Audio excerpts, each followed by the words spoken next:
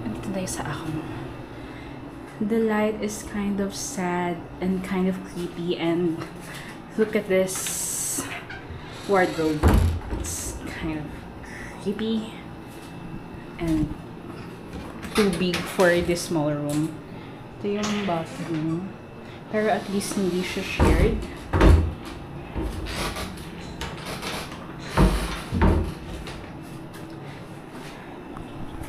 Anyways, recap, since it seems that I owe you explanation. Pagod pa ako galing Japan, and this was initially booked even prior booking the Japan. So company holiday namin ngayon, so di na ako nag-leave. Then nandito tayo sa Dumaguete, and mag-isa lang ulit tayo.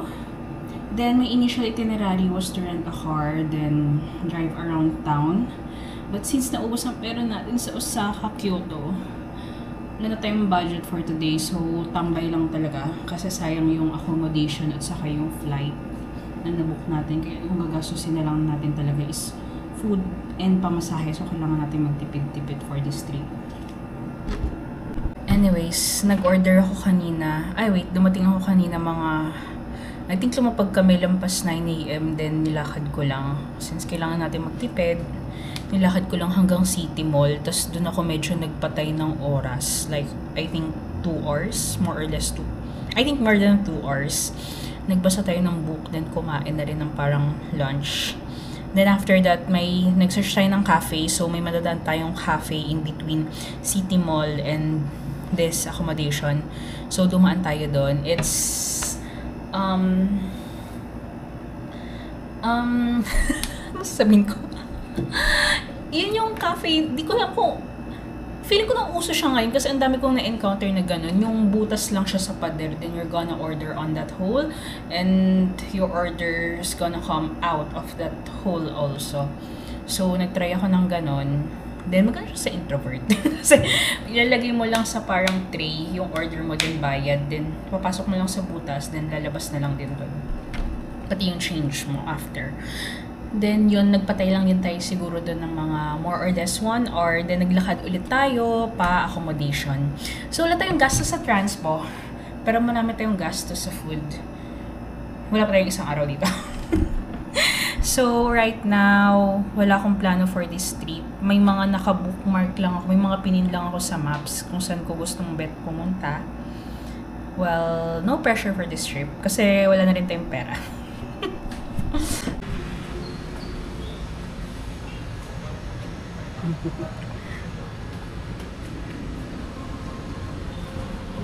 Bisaya terms.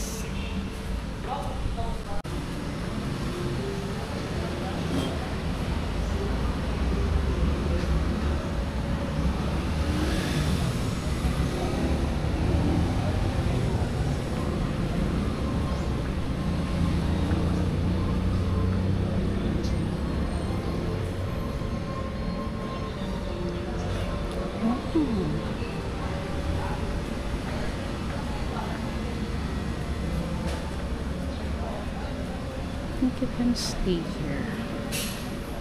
Oh my gosh, Avatar.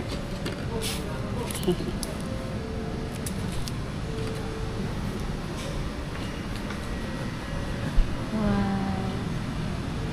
Anyway, games. We're just gonna get water, by the way. Ang cute ng parang door sign nila. Paddle siya. Tapos ito yung pag natutulog ka. Tapos ito yung pag gusto mong ipalinis. Kitty!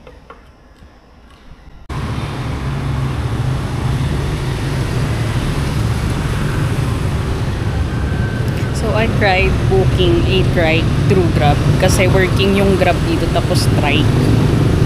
So, parang mahal siya. Kasi parang kaya kong lakarin. Pero abot siya ng 70 pesos.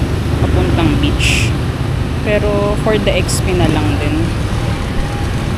Para nakatrek tayo papunta, then lakarin na lang natin pa uwi.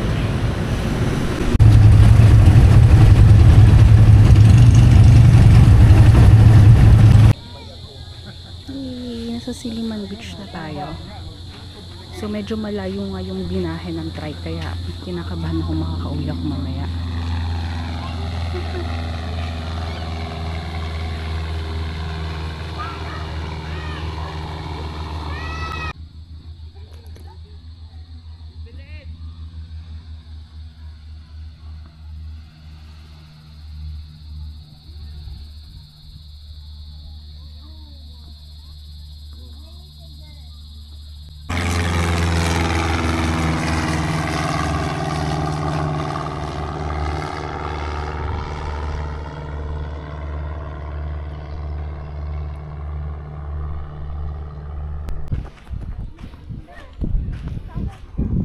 May mga bagets na naglakad dito, so parang masaya.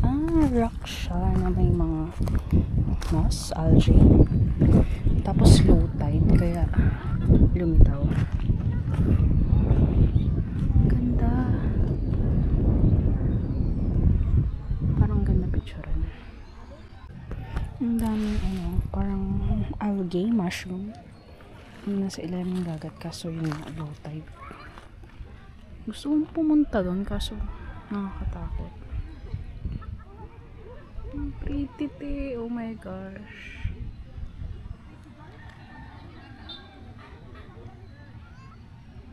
Ang ganda.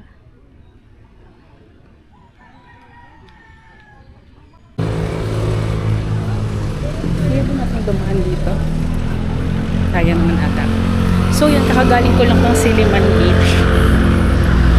Then I've done a search, actually hindi siya research kasi nagtanong lang ako sa AI kung anong mga ganap sa Silliman, and apparently Silliman Beach na lang yung natitirang public beach dito sa Dumaguete, kaya super importante nito para sa mga lokal, para sa mga taga Dumaguete.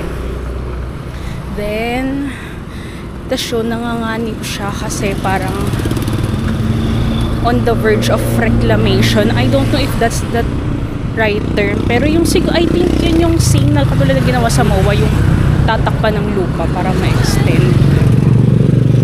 Feeling ko ganun yung gusto nilang gawin sa Silliman Beach. Ang ganda. So syempre maraming tutol doon, especially yung mga locals, kasi bukod nga yun sa natitira yung public beach nila, hindi yung ginagamit nila sa mga napangkabuhayan, which is yun nga, maraming ibang dun. So I think maraming nangingisda dun. So syempre pag nawala yun, mawawalan na sila ng pangkabuhayan. And then may mga marine scientists, students na ginagamit rin yung beach na yun for studies.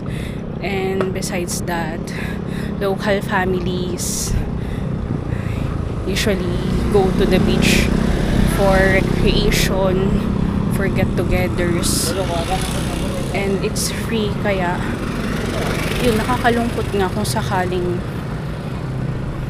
tabunan nila yun. Kaya merong online, I don't know if I'm updated yung nabasa ko, pero merong online na daw. Ang ganda roof deck bar, kawa.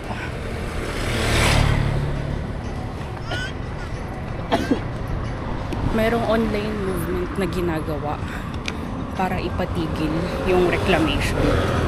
So maybe yun yung gagawin kong assignment pagka-uwi ng Manila. So kahit paano may support tayo ng gawa. Don't know if kita, pero may speedboat. Not really speedboat, pero bangkang may motor. Alam mo yung isda. Ito pala yung maraming kainan. Kaya talaga ako pumunta ng Dumaguete para maging environmentalist. Ha? Charot. Uy, ang dami rin mga taong nagsistay doon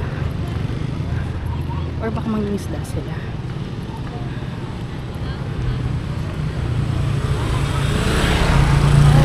Anyways, papunta na tayo sa parang sikat na inasal na chain dito sa Dumaguete. I don't know if it's Dumaguete lang or sa buong island ng Negros or Negros Occidental lang. Pero may parang ito na ata yun.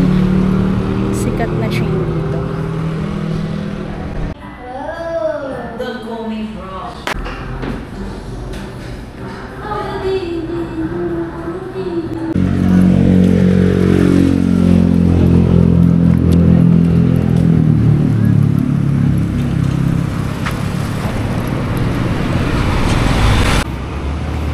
Pangit ng kampong, parang may stigmatism siya. Anyways, update sa chicken inato na kinain ko. So, inato pala is the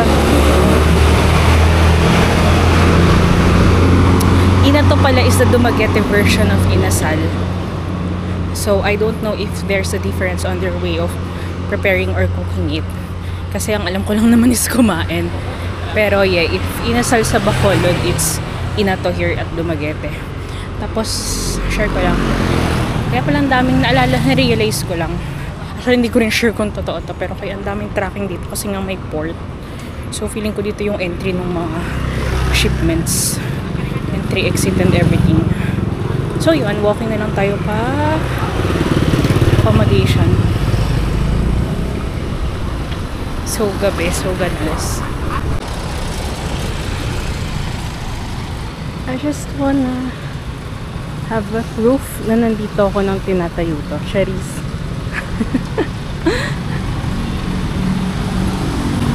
Amazing, may DSP dito. And anyway, share ko. Ang daming pottery along this street. We're back at home at plano ko sana tumambay sa labas. It's just so sad na may naninigarilyo doon. Pero karapatan niya yun. Saka di bawal manigarilyo sa labas. Sa loob ng kwarto bawal.